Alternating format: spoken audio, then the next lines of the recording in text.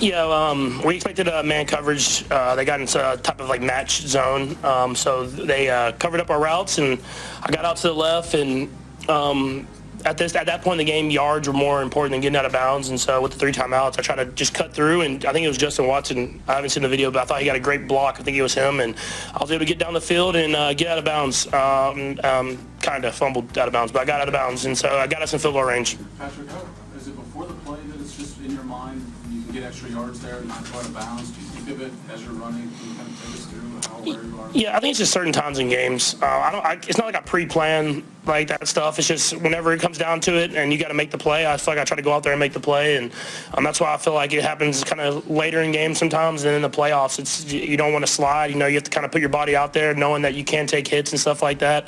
But we've been able to make some big runs and some big moments. Could you have made that scramble a couple weeks ago, considering you were dealing with the ankle? I don't know. I think I always say adrenaline will get you through it. But it is helping a lot when you get a little bit healthier and you can kind of get your body back into it. And a credit to the training staff. They stayed on top of me about being in there as much as possible. And I finally was able to get off that list this last week and kind of get back to just my normal routine. And we went out there and made something happen. What was the mindset of the offense at the onset of the drive? Yeah, I mean, you want to get as close as possible, give our guy a chance to make a field goal. We call it where you go down at the 2-yard line, 1-yard line, whatever it is. And we were just trying to get a completion first, which we did. And then I think I still could have thrown it out there a little bit further for Xavier. But other than that, I thought we executed at a high level like we were in that moment. Just we got to be better in the whole entire fourth quarter, not just in those big moments at the end of the game. What kind of confidence did you have in the rookie to make that kick in that situation? Yeah, I mean, I had a ton of confidence. I've seen him do it in practice. Since he's been here, he's been going out there working. And so I had a ton of confidence. We got him into his sweet spot, and he nailed it right through there. Patrick, I know the red zone probably isn't what you wanted, but you scored in 6 of the 8 drives today. Are you pretty pleased with just the progress you made with the offense as a whole? Yeah, I thought we did a great job moving the football. Like you said, you got to execute at a higher efficiency in the red zone. But I mean, that defense is a good defense. I mean, they've played hard the entire year. They have a great defensive coordinator, a lot of great players that I've went up against in other places. And so I thought we did a good job of executing the offense, moving the ball. But like I said, just in that second half, especially in that fourth quarter, we got to be better. I mean, just putting the game away and not giving them chances. But we were able to do it there at the end. Noah mentioned just the fact that you gave him the answers before the test on his second touchdown, that what coverage was going to come. Can you take us through recognizing that and then going to him on that play? Yeah, we go through it every week. It's not just me. I mean, me, the quarterback coaches, and the players, we go through certain checks you get to versus certain coverages. And I was able to see by the way they lined up, they were getting into their cover zero look. Just alerted the guys, make sure they saw what I saw, gave the check at the line of scrimmage. And then you trust your guy to go out there and make a play and just put it up there. Well, I got through a great ball, just put it up there and let him just go up and make a play. Patrick, these last... Yeah, no, I thought he played his tail off, man. He throws a really good football. It's funny. I think Texas Tech was the first one to offer him when he was in 8th grade, and I was at Texas Tech. So I remember watching his highlight tapes then and knew he was going to be a great player. And obviously, he went to Bama and was the first draft pick. But I think it's been cool to see him bounce back these last few weeks and play some great football because, I know he has it. I've seen it for a long time, and he gave us a scare today, man, because he played his tail off. I was hoping to be out of there before he got there. So, no, he's been a great player for a long time and won a lot of football games. Patrick, what is it with these close wins you got? Is that a good thing or bad thing, heading forward? Would you like to have a few blowouts? Yeah, I mean, you always want to have some blowouts. You want to be a little calmer in the fourth quarter. But I've always said it can be a good thing as you get to the playoffs and later in the season. Just knowing that you've been in those moments before and knowing how to kind of attack it, but play by play, not making it too big of a moment. But no, I mean, I would say this more than anybody, I would love to win a game, not by the very last play. The last one, Nate. Patrick, I asked a couple guys in the locker room, you guys have talked so much about, the grind of the season. When that phrase kind of gets mentioned, does it remind you of days like today? Yeah, for sure. I mean, it's all about getting better. I think that's the best thing about playing in the NFL. It's never like the team that's playing the beginning of the season the best is playing the best at the end of the season. It's about just constantly getting better, and it's going to be a grind. And I think we've done a great job of that. Coach Reed does a great job of planning it so that we're playing our best football at the end of the year. And there's a lot to learn from today. There's good, there's bad. We got to just go back, learn from that, and then know that we have a short week against a hungry football team in the Raiders that is coming to our house. Okay, thanks, Patrick. I appreciate you. All right, so look, I don't want to see anybody hanging their head, man. This league is crazy. That's the way this thing goes. You saw it yesterday with college football. Nothing's given to you, and you're getting their best shot.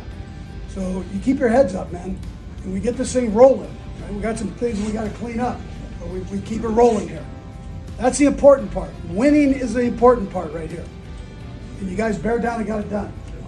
All right, let's give it one Chiefs here. How about those Chiefs? In a rare moment of showing his displeasure with his close friend, Travis Kelce took his frustrations to Patrick Mahomes after a missed throw and a missed catch against the Carolina Panthers. The Kansas City Chiefs had a much tougher battle than expected against the Panthers, who had one of the worst records in the league entering the game. On a routine pass that Kelce stopped about 10 yards out, Mahomes' throw to his open spot was slightly off target, but not uncatchable. The ball hit Kelce's hands, but he couldn't get a hold of it to catch it. As soon as the ball hit the ground, Kelce turned and looked at Mahomes in frustration, holding his arms out to fend off the pass. Kelce and Mahomes were finally on the same page as usual, as the edge rusher finished the 30-27 win over the Panthers with the most receptions against the Chiefs, 6. Mahomes completed 27 of 37 passes for 269 yards and 3 touchdowns. Without Taylor Swift for the second straight week, the Chiefs were able to get back to winning ways and maintain their NFL best record at 10-1. Kelce finished the game with 62 yards, second only to former quarterback Noah Gray, who had 66 yards and 2 touchdowns on the day. Patrick Mahomes threw for 269 yards and 3 touchdowns. Spencer Schrader kicked a 31-yard field goal as time expired, and the Kansas City Chiefs beat the Carolina Panthers 30-27 on Sunday to reach double-digit wins for the 10th straight season. Noah Gray caught 2 TD passes as the Chiefs, 10-1, bounced back from last week's 30-21 loss at Buffalo and won at the buzzer yet again in a season of narrow escapes. DeAndre Hopkins also had a touchdown catch for the 2-time defending Super Bowl champions, who scored on their first 5 possessions. Bryce Young finished 21 of 35 for 262 yards and a touchdown for the Panthers, 3-8, who had their 2-game winning streak snapped.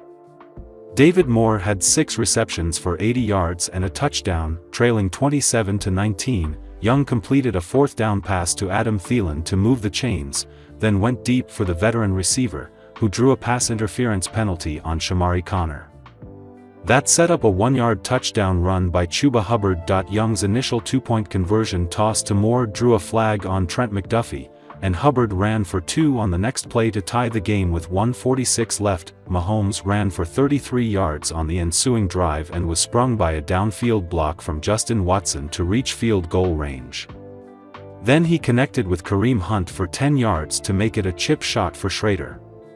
Mahomes finished with 60 yards rushing. The Chiefs wasted no time setting the tone as Samaje Perine returned the opening kickoff 56 yards, and Mahomes found Gray for a 35-yard touchdown strike on the 3rd play of scrimmage for a 7-0 lead.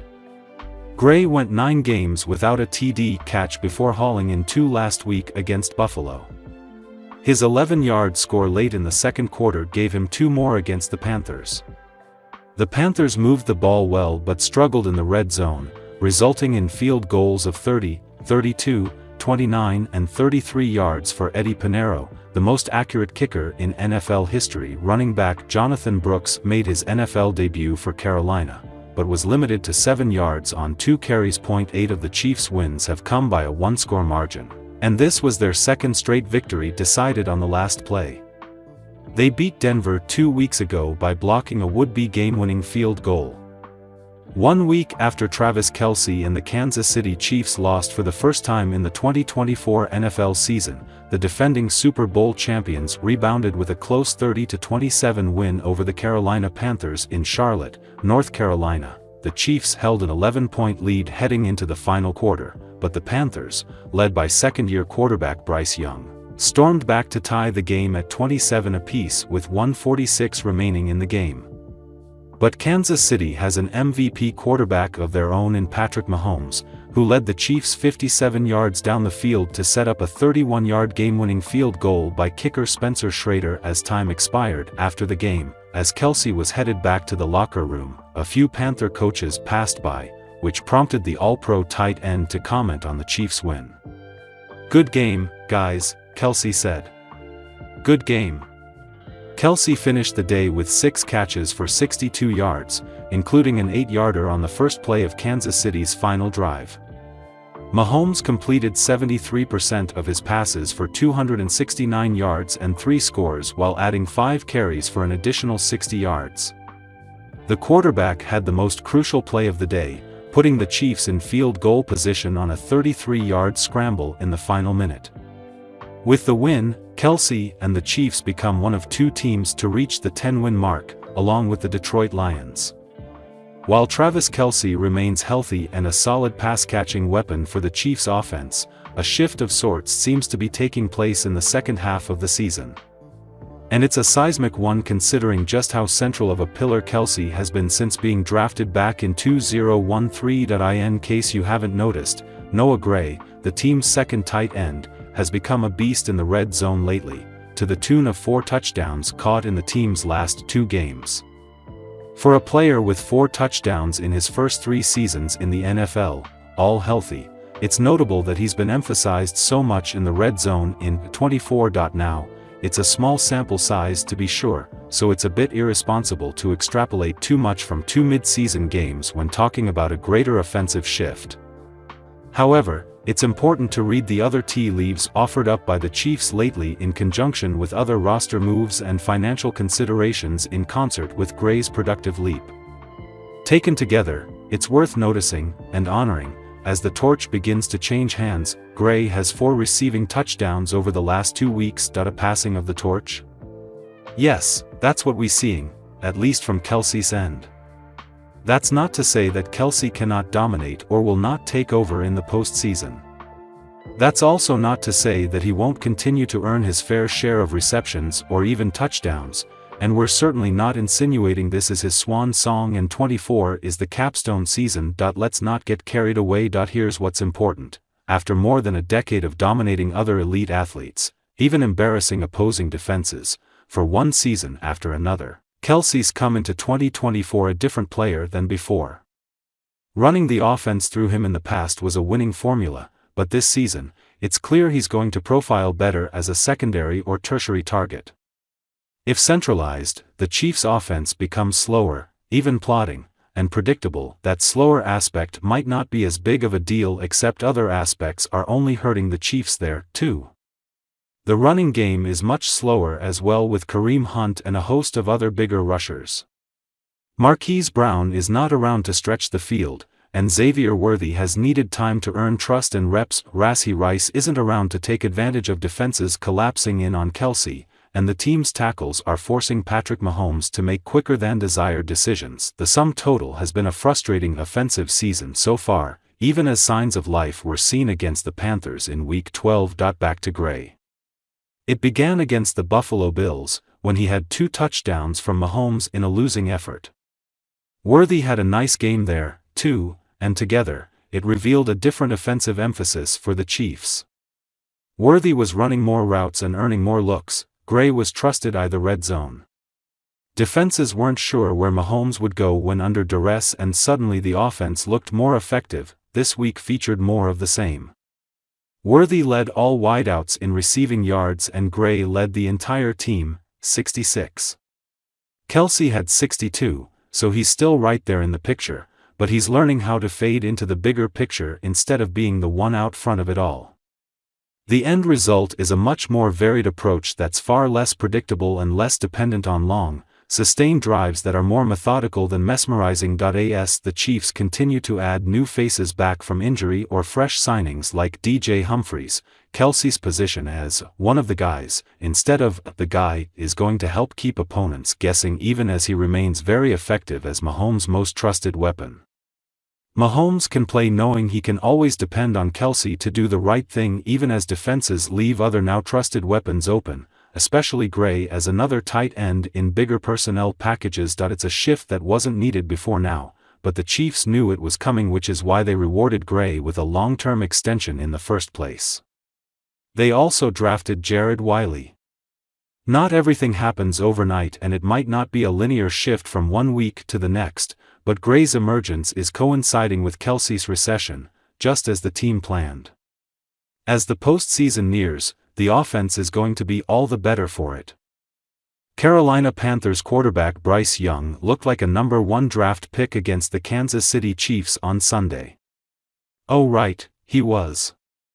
The 2023 top pick has struggled to find a rhythm during his NFL career, but a benching earlier this season, and subsequent restarting, might have been the spark Young needed, because he's played perhaps his best 4 games after being named the starter again on October 20th. Yes, Carolina lost on Sunday.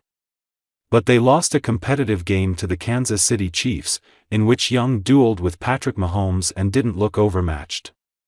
Young finished the day 21 for 35 with 263 yards and 1 touchdown, numbers that don't jump off the page but also don't do justice to how confidently he was slinging the ball against a high-level Chiefs defense. After the game, Panthers wide receiver Adam Thielen said Bryce Young had a message for the team, getting up in front of everyone and talking about the direction of the team, which suddenly looks like a positive direction after a brutal start to the year.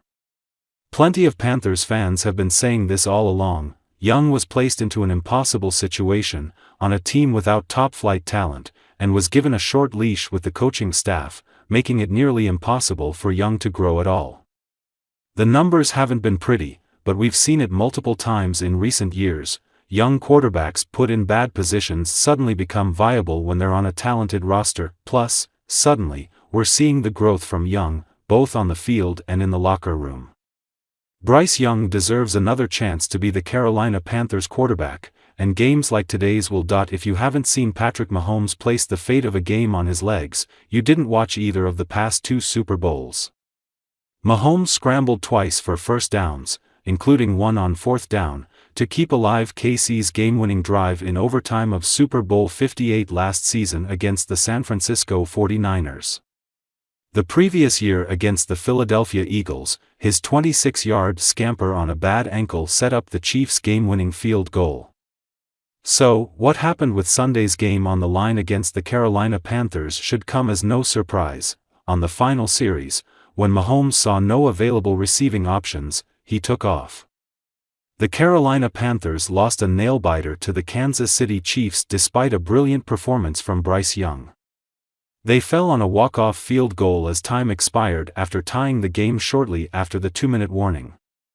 Despite this effectively functioning as a moral victory, that did not satisfy Young. The second-year player reportedly held a brief team meeting in which he addressed his teammates and the frustrating defeat.